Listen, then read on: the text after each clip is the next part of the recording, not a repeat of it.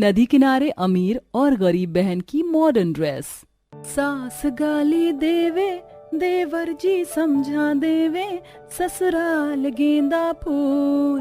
सास गाली देवे, देवर जी समझा देवे, ससुराल गेंदा फूल। दीदी जरा देख। अरे दीदी क्या कर रही हो?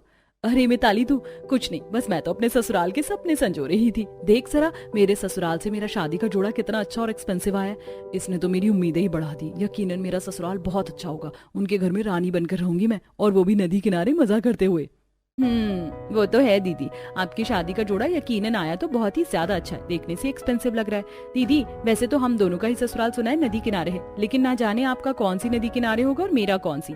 खैर ये सब छोड़ो, आप मेरा लहंगा देखो। मेरे ससुराल वाले ज्यादा अमीर नहीं हैं, तो मैंने उन्हें कपड़ा भेजने को बोला था। मैंने अपना जोड़ा खुद बनाया है, देखकर बताओ जरा कैसा है।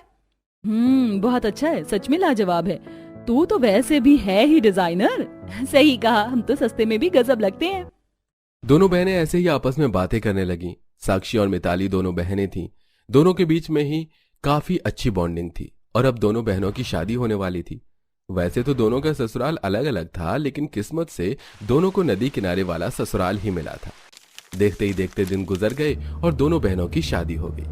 शादी होकर पता चला कि दोनों बहनों का ससुराल एक दूसरे के आमने सामने एक ही नदी के किनारे है, लेकिन साक्षी को अमीर और मिताली को गरीब घराना मिला था। अरे वाह, मेरा घर तो कितना बड़ा है, और ये सामने वाला घर मिताली का है। ये घर कितना मामूली और छोटा सा है मेरे घर के आगे। वाह, मेरे तो भाग खुल गए। मुझे कैसा अमीर ससुराल मिला और मेरी बहन को गरीब। अपने गृह प्रवेश के वक्त साक्षी के दिमाग में ये सब बातें चल रही थीं, जबकि अरे वाह, मेरे ससुराल का घर छोटा तो है, लेकिन कितना शांत और सुकूनदार लग रहा है। ये नदी के दूसरे किनारे अमीर बस्ती है, जिसमें मेरे घर के ठीक सामने दीदी का ससुराल है। वाह क्या इत्तेफाक है, और दीदी का तो घर भी लाजवाब लग रहा है। एक तरफ मिताली अपनी बहन के बारे में अच्छा सोच रही थी, तो वहीं दूसरी तरफ साक्षी घमंड में आ चुकी थी। ऐसे ही दोनों बहनों का गृह प्रवेश हो गया। दोनों के घर में पति साहिल, उनकी एक नंद और साथ में गृह प्रवेश के बाद दोनों ही नंद अपनी भाभियों के पास आकर बैठी। तो भाभी, ये सारी पसंद और नापसंद है भैया की। भाभी वैसे आप जब आई हो तो आपने नोटिस किया होगा कि एक और बारात आपके साथ आई। वो हमारे घर के सामने वाले घर से गई थी। पता है भाभी, अपने सामने वाले मुझे बिल्कुल भी नहीं पसंद है। गरीब से लोग ना जाने खुद को क्या समझते हैं। अच्छा, मुझे भी ऐसे लोग पसंद नहीं। साक्षी जानती थी कि सामने वाले घर में उसकी छोटी बहन भी आई है, फिर भी उसने उसकी बुराई की। तो वहीं दूसरी तरफ सुमेधा, तुमने मुझे काफी कुछ बता दिया, लेकिन यहाँ के लोगों के बारे में नहीं बताया। हर जगह का निजाम अलग है, तो तुम मुझे बताओ कि यहाँ का माहौल कैसा है। भाभी, निजाम का तो नहीं पता, लोग भी सही हैं, लेकिन बस एक दिक्कत है। ये जो सामने वाला घर है ना, उसके रहने वाले अच्छे नहीं है। बेवजह हम गरीबों से बैर रखते हैं। अभी आज इस घर में भी एक बहू आई है, लेकिन आप उससे बात मत करना, क्योंकि मैं जानती हूँ कि ये लोग कैसे हैं। वो सभी से आप चाहे बोल लेना, इनसे वास्ता ना रखना। मिताली सुमेधा की बात सुनकर चौंक गई, जिसकी वजह से वो उसे ये भी नहीं बता पाई कि सामने आई हुई बहू उसी की बहन है। ऐसी सुबह हो गई और वाह, सो गॉर्जियस। साक्षी बेटा, तुम आजकल से भी ज्यादा सुंदर लग रही हो। अच्छा, अब तुम जरा एक काम करो, जाओ और जाकर अपनी पहली रसोई बना लो। और हाँ, खिड़की खोल लेना, सामने से लेक दिखती हुई काफी अच्छी लगती है। साक्षी से जैसे बोला गया उसने वैसे ही किया। अभी उसने रसोई में आकर खिड़की ही खोली थी कि उसे सामने वाली खिड़की की रसोई में मिताली काम करते हुए दिखी। अरे वाह साक्षी दीदी, दीदी दीदी देख भी लो। ये डफर मुझे हाथ क्यों हिला रही है। एनीवेज, मैं ऐसे गरीबों से नहीं बोलती हूँ। साक्षी ने मिताली को इग्नोर किया, जिससे वो उदास हो गई। ये क्या, दीदी ने तो मुझे देखकर भी अनदेखा कर दिया। क्या बात हो सकती है। अरे मिताली बेटा, काम हो गया क्या? खाना बना कि नहीं? जी जी माँ जी, ये रहा खाना। खाना तैयार है। मिताली ने खाना बनाकर अपने परिवार को खिलाया, जो सभी को काफी अच्छा लगा और उसे इसके बदले शगुन भी मिला। लेकिन मिताली अपनी बहन की वजह से कुछ खास खुश नहीं थी। ऐसी सिलसिला जारी था। अब दोनों बहनों को नदी किनारे ससुराल आए हुए एक हफ्ता बीत चुका था और आज के दिन मैं क्या करूं? क्या बात है बेटा, बेचैन क्यों है? माँ जी मुझे ना घर में पड़े पड़े अब बोरियत होने लगी, काम निपटा कर समझ ही नहीं आता कि क्या करूँ। मुझे मायके में सिलाई का शौक था, अगर आपके घर मशीन हो तो क्या माँ जी मैं खाली वक्त में घर घर के कपड़े सिल दिया करूँ। नेकी और पूछ पूछ, बाहर घर के एक बड़ी सिलाई मशीन रखी हुई है, सुमेधा करती है उस पर कभी कभार सिलाई नदी को देखते हुए, तू भी उसी पर कर लिया कर। धारा ने मिताली को मशीन के बारे में बताया, जिसके बाद वो घर से कपड़े इकट्ठे करके बाहर उन्हें सिलने को आ गई। उसी वक्त मॉडर्न ड्रेस पहनकर नदी पर टाइम पास करने को साक्षी भी आ गई। ये दादी अम्मा भी यही हैं, जो भी है मैं तो इस पर ध्यान देने वाली हूँ नहीं। अरे वाह दीदी, कितने दिनों बाद देखा। साक्षी दी देखो तो सही। ये गरीबी भी क्या है, कुछ भी आराम से और शान से नहीं कर सकते हैं। गरीबों के तो यही चोचले, हर काम के लिए वक्त निकाल कर उसे खुद ही करो, इन्हें कुछ भी हुआ वो तो नहीं मिलता है। साक्षी ने ऐसे ही कड़वी कड़वी बातें बोली, जिन्हें सुनकर फिर मिताली ने उसे आवाजें नहीं लगाई। ऐसे ही कुछ दिन और बीते। हर रोज मिताली तो नदी के पास उसे देखते हुए सिलाई करने को आती थी और साक्षी रोजाना इतराने के लिए नदी पर आया करती थी। ऐसे ही सिलसिला जारी था कि आज के दिन, अरे मिताली बेटा, वो मैं तेरे पास आई थी, सत्यानाशन को देख लिया कैसे छोटे छोटे कपड़ों में घूम घूम कर खुद को हीरोइन समझती है। मिताली बेटा, तुझे पता है अगले हफ्ते हमारे मोहल्ले में एक बहुत ही बड़ी पार्टी होने वाली है। ये जो अमीरी गरीबी की रेखा है ना, इसी को मिटाने को कुछ समझदार लोगों ने फैसला किया है कि मोहल्ले में एक पार्टी होगी जिसमें अमीर और गरीब दोनों को बराबर इज्जत के साथ न्योता दिया जाएगा। सभी अच्छा ही पहन कर आएंगे और साथ ही बेटा सभी को जाना भी जरूरी है। अब बता कैसे करना है। करना क्या है माँ जी, आजकल रेडीमेड कपड़ों के रेट तो आसमान छू रहे हैं, तो फिर आप मेरे और सुमिधा के जोड़े के लिए तो कपड़ा ही ले आना, मैं खुद सिल लूंगी। मिताली की बात पर ही साक्षी के कान लगे थे। उसके ऐसे बोलते ही साक्षी बोली, मेघा वैसे गरीब तो पता नहीं सिलाई मशीन को क्या ही समझते हैं, उनके सारे काम ही सिलाई मशीन पर ही होते हैं। हाथ से आड़े टेढ़े जोड़े सिलकर उन्हें पहनकर जोकर बनने में इन लोगों को मजा आता है। भाई मैं तो पार्टी के लिए एक बहुत ही महंगा और अच्छा ब्रांडेड ड्रेस लाऊंगी और देखना बस मैं ही दिखूंगी।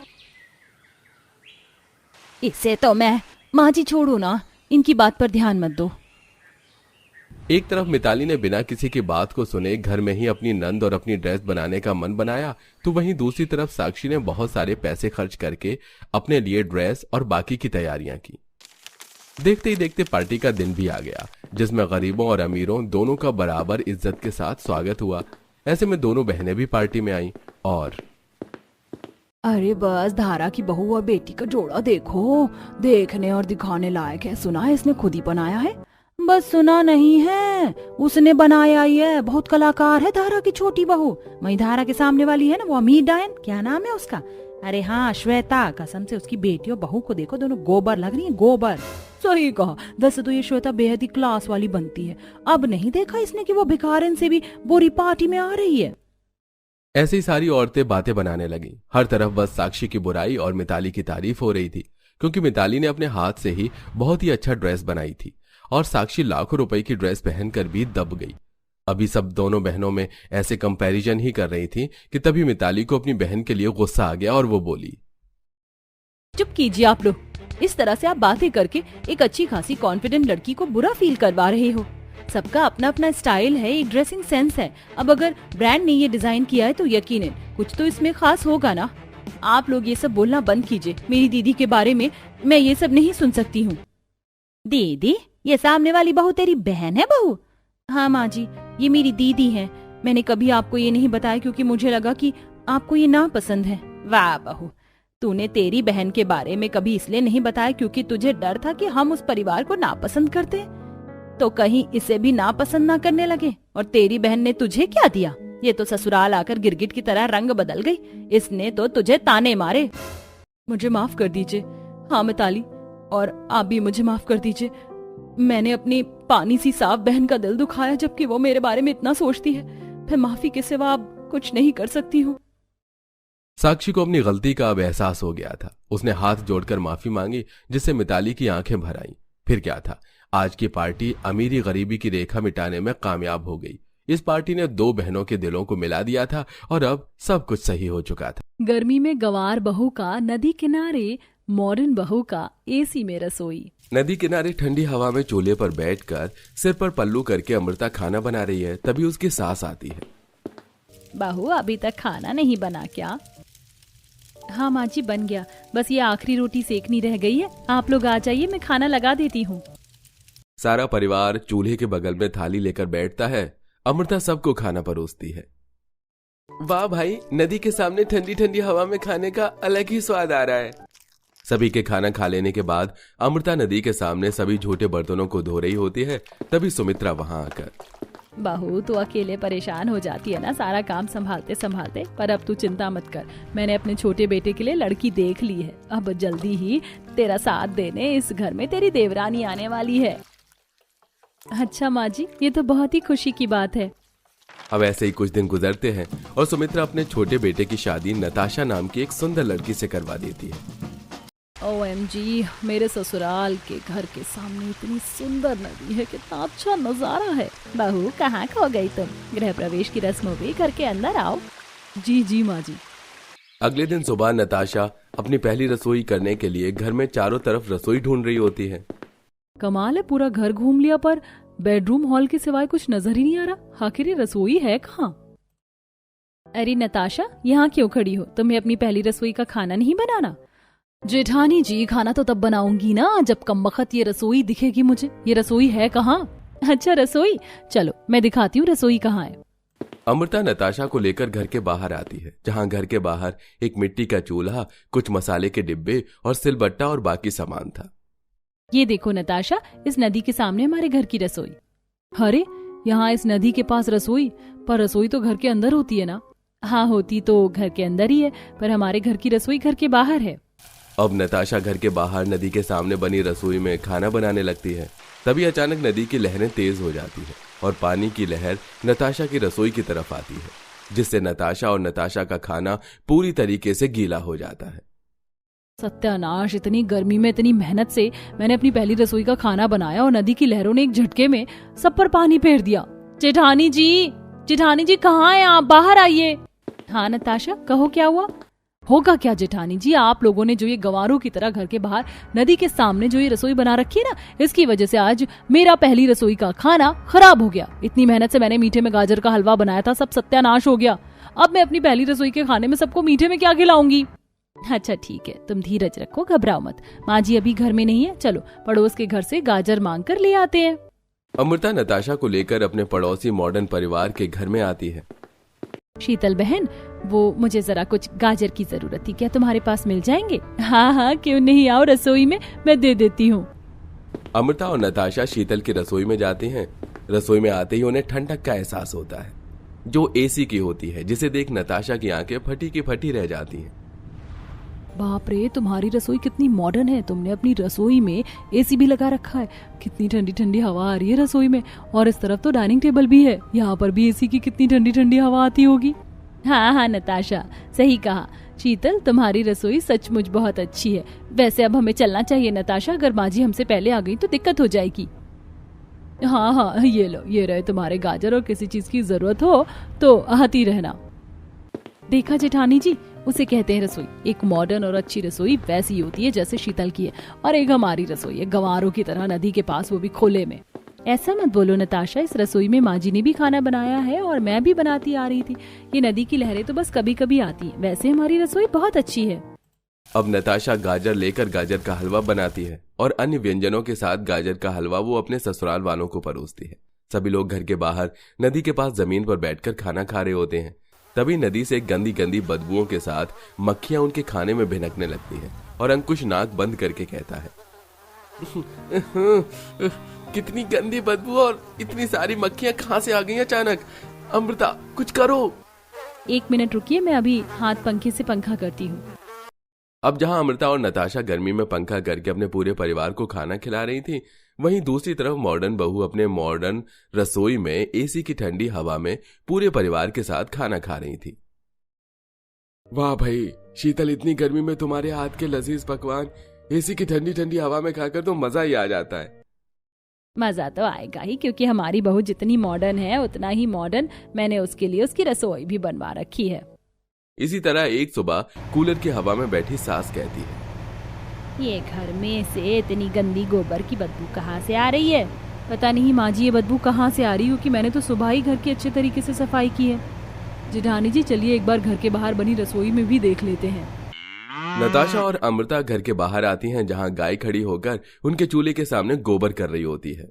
हट हट हट हट, यहाँ से दूर हो, सारी रसोई गंदी कर दी।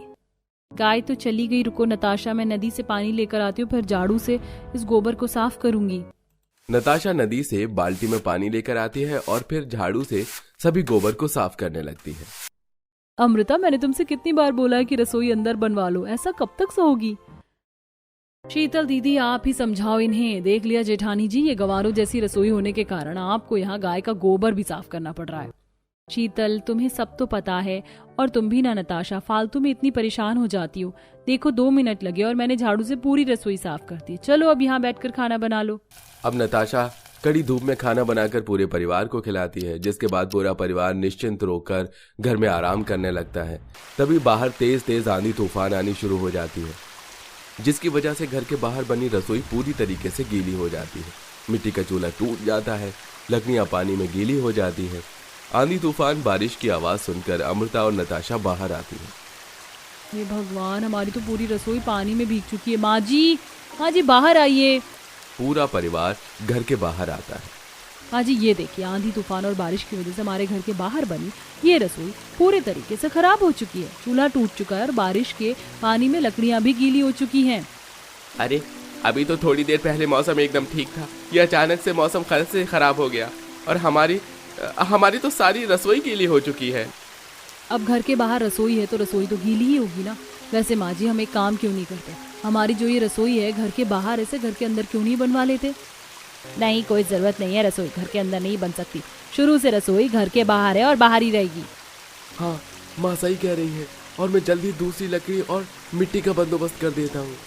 अब जहाँ गर्मी में गवार बहू आंधी तूफान में अपनी बिखरी रसोई को देखकर परेशान हो रही थी, वहीं मॉडर्न बहू अपनी एसी रसोई में गर्मा गर्म पकौड़े तल रही थी। बाहर बारिश का कितना सुहाना मौसम हो रहा है। अच्छा हुआ मैंने ये गर्मा गर्म आलू गोभी पनीर के पकौड़े बना लिए। अब पूरी फैमिली के साथ एसी की ठंडी ठंडी हवा में पकौड़े खाते हुए बारिश के मजे लूंगी।